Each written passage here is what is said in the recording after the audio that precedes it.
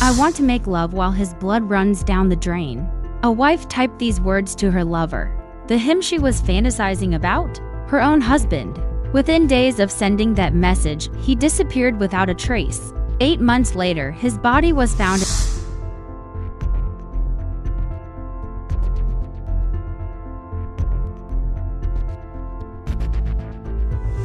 Hertfordshire, England, rolling green farmland, morning mist, the quiet rhythm of rural life.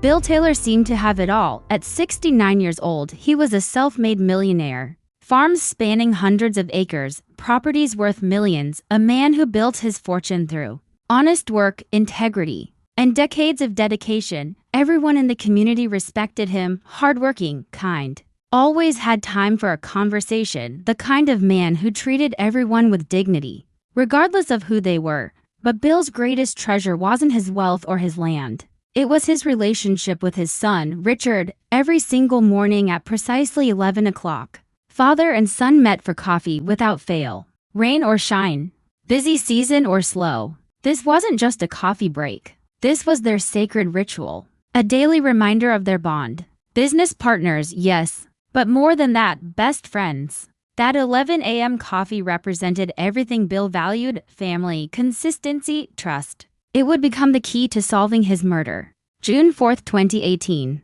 Early morning at Harkness Hall, Bill's sprawling farmhouse. Bill's close friend, Richard Lush, had been staying at the property. He'd returned late the night before from a trip, exhausted, and went straight to bed expecting to see Bill in the morning. But when morning came, Lush immediately sensed something was off. The kitchen, dirty dishes left out overnight.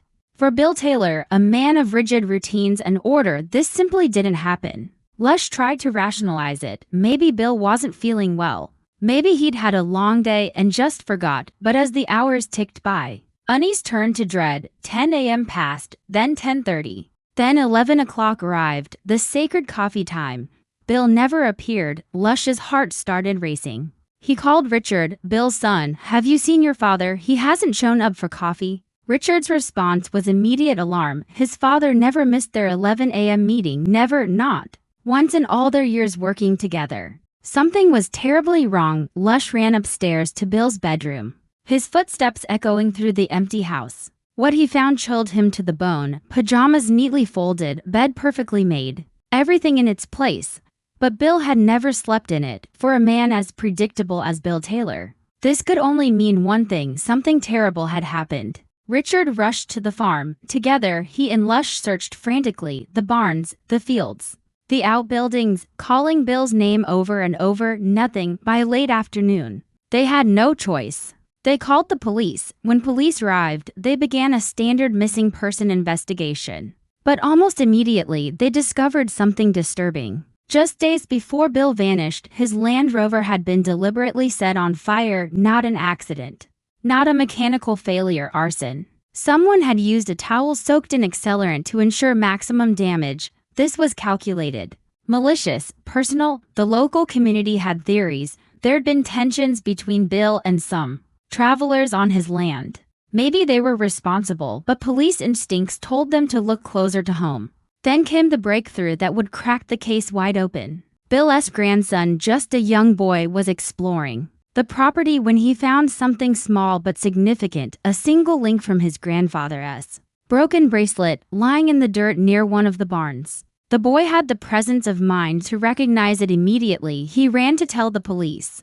Officers descended on the area, searching meticulously. They found more links, then more, scattered across the ground like breadcrumbs. A struggle had happened here. Whatever occurred to Bill Taylor didn't happen far away. It happened right here on his own land, near his own barn.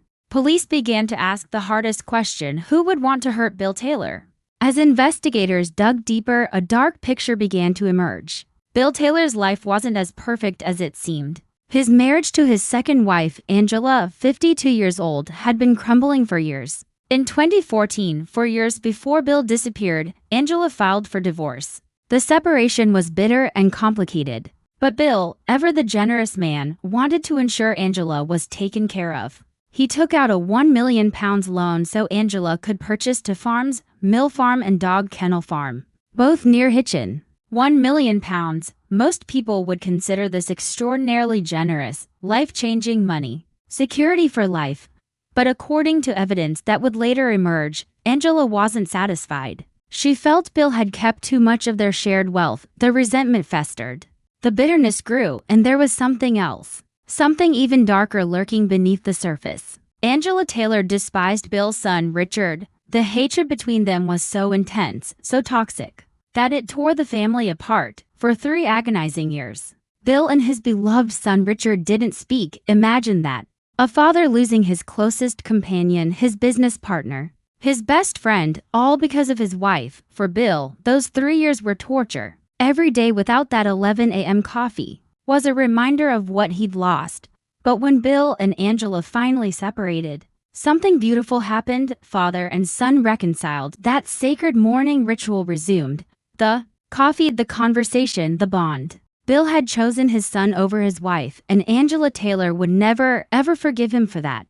Despite the divorce, Bill couldn't completely let go. He still loved Angela. He remained hopeful they could somehow work things out. He checked on her constantly, trying to maintain connection with the woman he'd married 20 years earlier. Police found a heartbreaking letter Bill had written to Angela, expressing his devastation over the separation. For a moment, investigators wondered, could Bill, depressed and heartbroken, have taken his own life? He knew every inch of his vast farmland if he wanted to disappear, but that theory wouldn't hold for long. Months dragged by. No body, no activity on Bill's bank accounts, no credit card use, no sightings. Bill Taylor had vanished into thin air. By September 2018, police made the difficult decision to formally open a murder inquiry. With zero evidence Bill was alive, they had to face reality: he was dead. Bill's family from his first marriage continued searching desperately, refusing to give up hope. But Angela and the children she shared with Bill, their behavior was strange, detached, almost indifferent. No urgency, no visible grief, no apparent concern. Police listened to recorded conversations where Angela spoke about Bill in the past tense, as if she already knew he was gone. How could she be so certain? Then came the breakthrough that changed everything. Investigators revisited the Land Rover arson, which had been under separate investigation. Through meticulous forensic work, they linked the attack to a man named Paul Cannon. Traces at the scene tied him directly to the burned vehicle. Paul Cannon was a local farm worker in his early 50s, a digger driver, someone who worked in and around the agricultural community. His presence near the Taylor farms was ordinary, unremarkable, part of his job. But there was nothing ordinary about his relationship with Angela Taylor. When police seized Angela's phone and began combing through her digital life, what they discovered made their blood run cold. Thousands upon thousands of WhatsApp messages between Angela and Paul Cannon. They weren't just having an affair. They were plotting murder. The messages were explicit, detailed, horrifying. Angela and Paul didn't just discuss killing Bill, they fantasized about it in graphic, disturbing detail. In one particularly chilling exchange, Angela wrote, "I want to make love while his blood runs down the drain." They called their murder plan Plan B. Message after message after message, day after day, week after week, discussing how they hated Bill, how they wanted him gone, how they'd be free together once he was dead, encouraging each other, feeding each other's rage, building towards something inevitable. This wasn't just angry venting. This wasn't just fantasy. This was conspiracy to commit murder.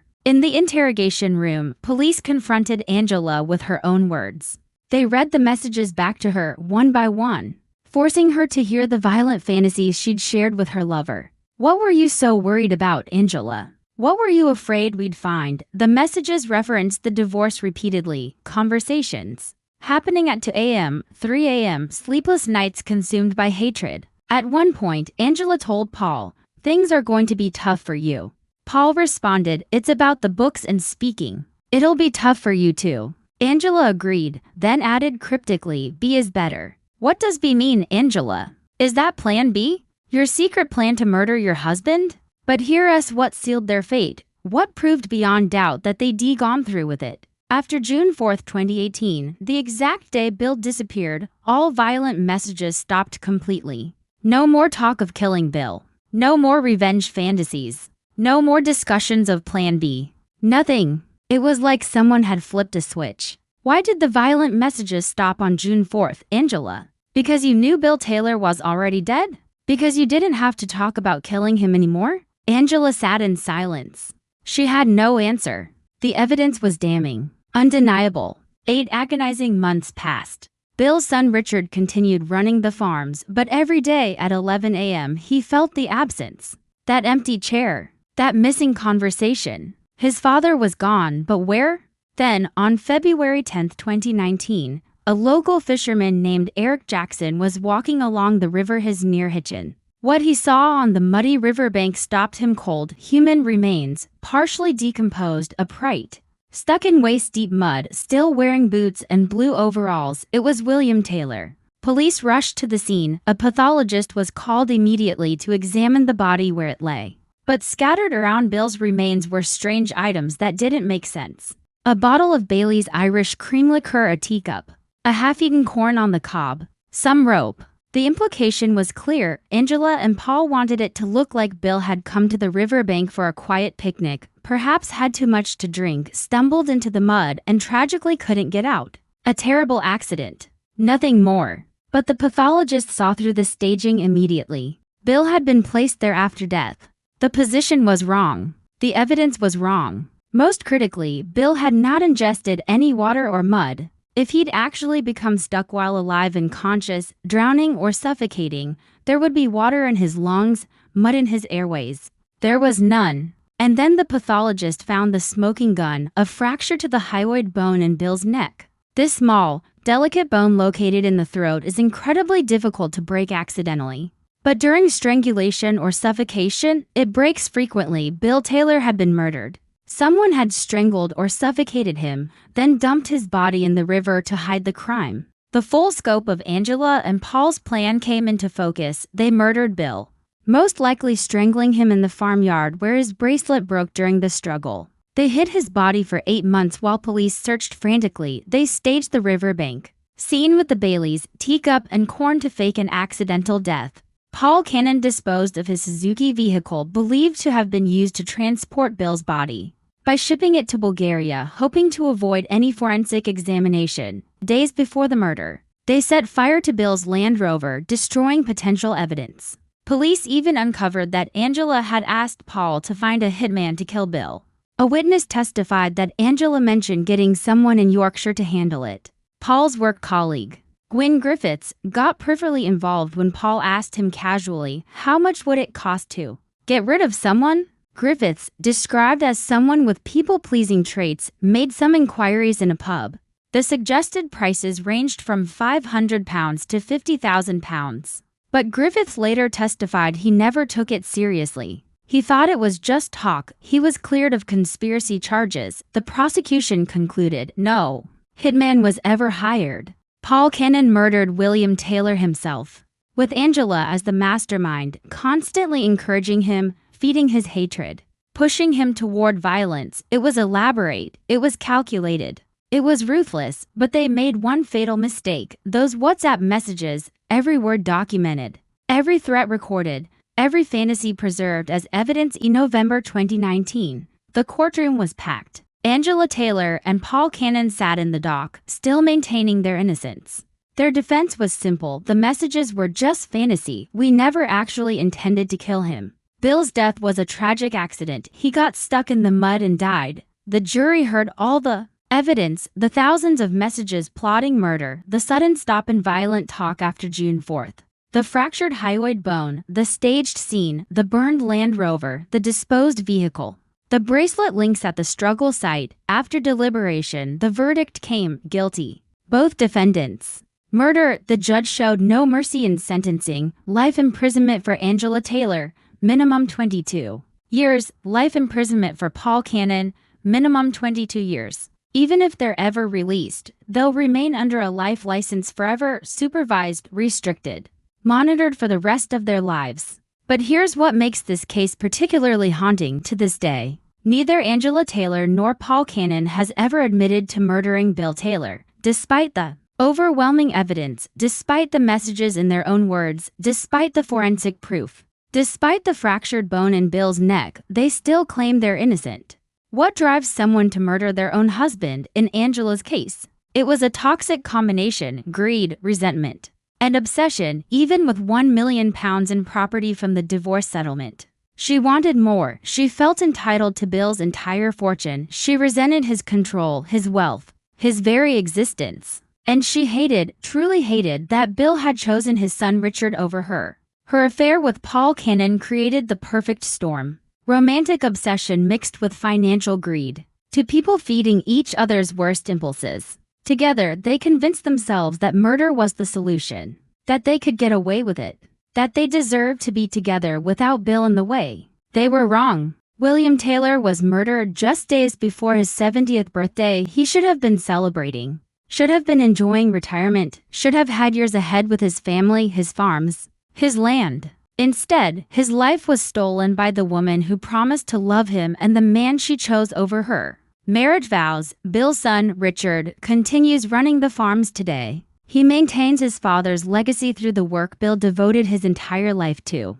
And every day at 11 o'clock in the morning, that sacred coffee ritual echoes in his memory. An empty chair, an absent voice, a bond that death couldn't break. The countryside of Hertfordshire looks peaceful. Morning mist still rolls over the farmland. Rural life continues its quiet patterns. But beneath that tranquil surface, a calculated murder took place. A wife and her lover strangled a man, hid his body for 8 months, and staged his death as an accident. They thought they were clever enough to get away with it. They thought the messages were private. They thought nobody would ever know. They were wrong. William Taylor was 69 years old when greed, hatred, and betrayal stole his life from him.